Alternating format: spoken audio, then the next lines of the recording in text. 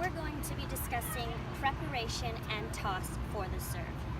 This is probably the most important part of your serve because if you don't have a consistent toss, you will not have a consistent serve. So, first things first, the stance. You want to make sure that you have your right foot pointing straight ahead, your left foot pointing off to the net post. You're going to get on the line, just behind the baseline, and the shape of your feet might look like the number 7, and your feet are about hip width apart. With the continental grip and your body facing straight ahead, perpendicular to the net, you are in the proper stance.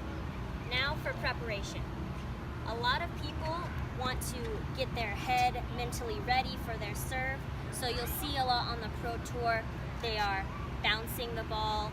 Honestly, this is just a way to get rhythm and get you ready for your serve. So you can do a few bounces to get started.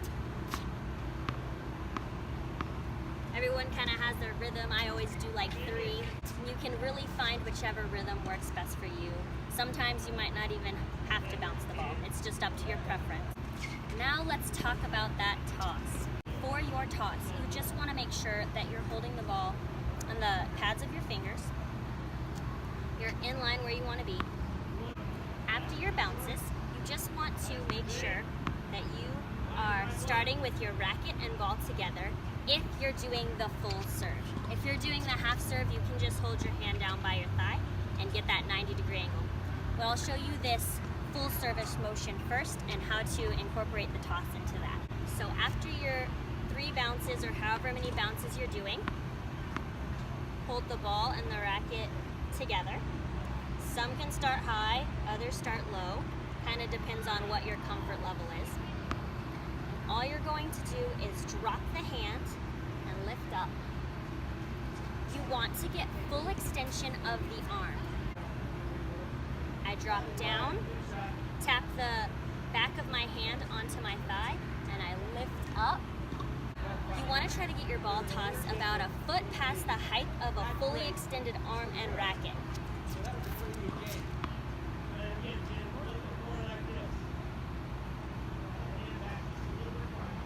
You really want to practice getting that consistent toss where you can toss and catch without falling off into any weird direction. The toss can be very tricky for people, so I put a few stories together. One of them is to imagine your hand is like a flower and that this flower is blossoming, because when you release the ball, your fingers open up, they kind of flex. It's like you're popping the ball up into the air. Another thing you can think about is holding a baby chick, and you're releasing this baby chick for its first flight, but you're letting this chick do the work. So you're not pushing the ball into the air, rather you're just opening your hand up so that the ball can do what it naturally wants to do. So racket and hands together, drop down, lift up, and that's a good toss. Drop down, lift up. If you're doing the half serve, you just get into this 90-degree angle and just toss straight up. Don't be afraid to not hit your toss if you don't like it.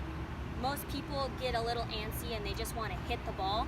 If you do not like your toss, do not hit the ball. You have as many tosses as you want to try to get the toss that you